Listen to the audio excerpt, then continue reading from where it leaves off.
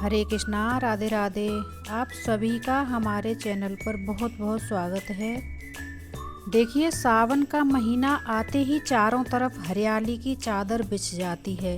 रिमझिम बारिश की बूंदें, मिट्टी की वो सौंधी खुशबू और बागों में सजे हुए झूले, यह सब मिलकर हमारे मन को एक अलग सी उत्साह देते हैं और उमंग भर देते हैं। और इसी पावन महीने का सबसे खूबसूरत पावन त्योहार है हरियाली तीज। तो आप सभी भक्तों को हरियाली तीज की ढेर सारी शुभकामनाएं।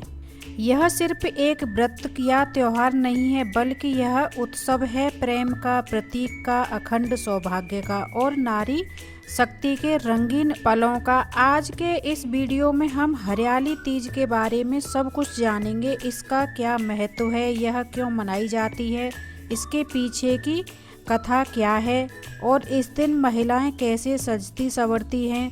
तो वीडियो ज़्यादा दिलचस्प होने वाला है, इसलिए इसे अंत तक ज़रूर देखें। अगर आप हमारे चैनल पर नए आए हैं तो इसे सब्सक्राइब करना बिल्कुल भी ना भूलें। तो चलिए सबसे पहले जानते हैं कि हरियाली तीज आखिर कब और क्यों मनाई जाती है।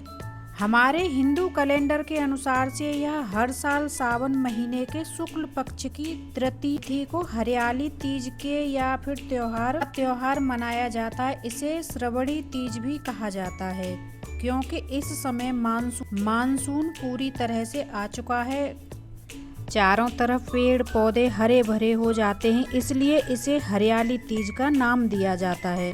यह त्योहार मुख्य रूप से उत्तर भारत जैसे उत्तर प्रदेश, बिहार, राजस्थान, हरियाणा और मध्य प्रदेश में बहुत ही धूमधाम से मनाया जाता है। इस दिन सुहागिन महिलाएं अपने पति की लंबी उम्र के लिए और खुशहाल शादीशुदा जिंदगी के लिए निर्जला व्रत रखती हैं। वहीं कुंवारी कन्याएं भी मनचाहा वर पाने के लिए इस दिन पूरे श्रद्धा भाव से पूजा करती हैं, व्रत रखती हैं। तो फ्रेंड्स, हर त्योहार के पीछे कोई न कोई गहरी और पावन कथा छिपी होती है। हरियाली तीज का संबंध भगवान शिव और माता पार्वती के अटूट प्रेम से है। पौराणिक मान्यताओं के अनुसार इसी दिन माता पार्वती का भगवान शिव से पुनः मिलन हुआ था।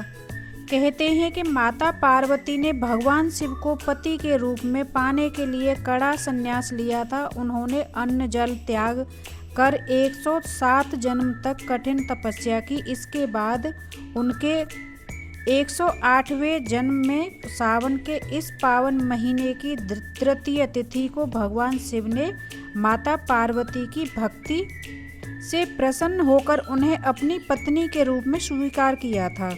इसलिए यह माना जाता है कि जो भी महिला इस दिन माता गौरी और शिव जी के सच्चे मन से पूजा करती है, उनके वैवाहिक जीवन में हमेशा खुशहाली बनी रहती है और उनके पति पर आने वाली सभी संकट दूर हो जाते हैं। यह कथा हमें सिखाती है कि सच्चे प्रेम और दृढ़ संकल्प से में कितनी शक्ति होती है। हरियाली तीज के दिन चारों तरफ सिर्फ एक ही रंग दिखाई देता है, वो हरा रंग एक प्रकृति का प्रतीक है, खुशहाली का प्रतीक है और नई शुरुआत का भी प्रतीक है। इस दिन महिलाएं सुबह जल्दी उठकर स्नान करती हैं और 16 श्रृंगार करती हैं। विशेष रूप से हरे रंग की साड़ी या लहरिया पहना जाता है। हाथों में हरी हरी चूड़ियां खनकती हैं और हथेलियों पर गहरी रची हुई मेहंदी। इस त्योहार की रौनक को 4 चांद लग जाते हैं। इस दिन सुहागिन महिलाएं के मायके से श्रृंगार आता है।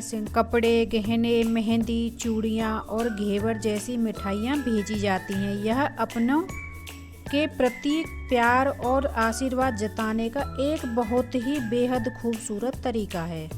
हरियाली तीज के दिन बागों में झूले झूलना। इस त्योहार पर गांव हो या फिर शहर, बड़े बड़े पेड़ों की डालियों पर रस्सियां से सुंदर सुंदर झूले डाले जाते हैं। महिलाएं और सखियां एक साथ इकट्ठा होती हैं, झूला झूलती हैं और सावन में बड़ी ही सुंदर सुंदर मल्हार गाती हुई झूला झूलती हैं। सभी सखियां मिलजुल करके हरियाली तीज पर सावन की सबको बधाई, श्री राधा रानी झूलन को आई। सावन को सबकी बधाई, श्री राधा रानी झूलन को आई। श्री राधा रानी झूलन को आई, झूलन को आई, श्री राधा रानी झूलन को आई, सावन की सबे को बधा, श्री राधा रानी झूलन को आई। इन गीतों में ना पति पत्नी का प्रेम, सावन की फुहारें और सहेलियों की नोक-झोंक साफ झलकती हैं। यह दिन महिलाओं के लिए अपनी रोज जिंदगी और जिम्मेदारियों से दूर होकर खुलकर हंसने, नाचने और अपनी सहेलियों के साथ खुशियां बांटने का दिन होता है। तो इस दिन ना सारी सखियां मिलजुल कर खूब अच्छे से हंसती गाती हैं और बड़े ही प्रेम भाव से झूला झूलती हैं सारी सखियां मिलजुल करके। तीज के दिन ना शाम के समय महिलाएं एकत्रित होकर के पूजा करती हैं। सबसे पहले साफ मिट्टी या बालू से भगवान शिव, माता पार्वती और श्री गणेश जी की मूर्ति बनाई जाती है। फिर उन्हें सुंदर वस्त्र और जेवर पहनाए जाते हैं और उनका अच्छे से श्रृंगार किया जाता है। पूजा की थाली में सुहाग की सामग्री जैसे सिंदूर, बिंदी, चूड़ियाँ, महावर और मेहंदी सजाई जाती है और माता पार्वती को अर्पित की जाती है।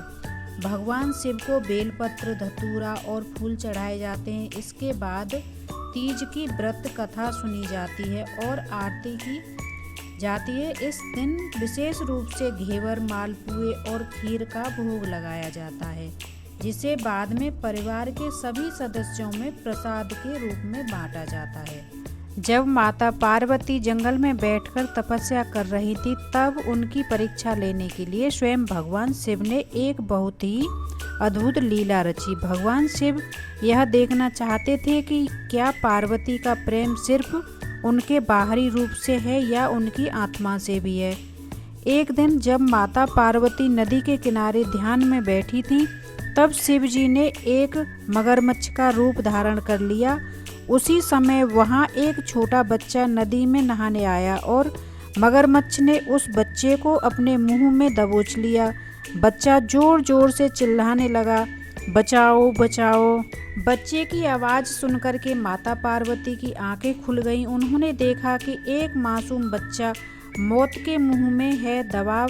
माता पार्वती ने मगरमच्छ से प्रार्थना की, हे जलधर, इस निर्दोष बच्चे को छोड़ दो, इसके बदले तुम्हें जो चाहिए मुझसे मांग लो। मगरमच्छ रूपी शिवजी ने कहा, देवी, मैं इसे तभी छोड़ूंगा जब आप मुझे अपनी हजारों वर्षों की तपस्या का पूरा पुण्य मुझे दान कर दें। माता पार्वती ने एक पल भी नहीं सोचा। उनके लिए एक बच्चे की जान बचाना अपनी तपस्या से बढ़कर था और उन्होंने तुरंत हाथ में जल लेकर अपनी पूरी तपस्या का पुण्य उस मगरमच्छ को दान कर दिया। मगरमच्छ ने बच्चे को छोड़ दिया और वह बच्चा गायब हो गया। तब माता पार्वती दुखी मन से सोचने लगी कि उनकी बरसों की तपस्या तो चली गई, अब यह शिव जी को कैसे बता से पाऊंगी। वह फिर से तपस्या करने बैठने ही वाली थी कि तभी वहां साक्षात भगवान शिव अपने असली दिव्य रूप में प्रकट हो गए। उनके चेहरे पर एक मंद मुस्कान थी। तब शिव शंकर ने माता पार्वती से कहा, पार्वती, तुम्हें दोबारा तप करने की कोई आवश्यकता नहीं है। अब वह बच्चा मैं ही था और मगरमच्छ भी मैं ही था। मैं तो बस तुम्हारे प्रेम, करुणा और त्याग की परीक्षा ले रहा था।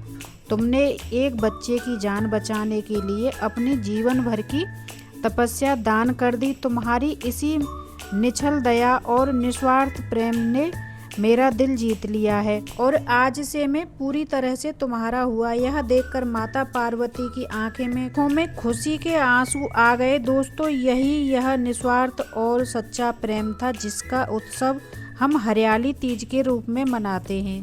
यह हरियाली तीज का यह पावन त्योहार हमें सिखाता है कि कैसे हम प्रकृति से जुड़कर अपनों के साथ मिलकर जीवन की छोटी छोटी खुशियाँ का जश्न मना सकें।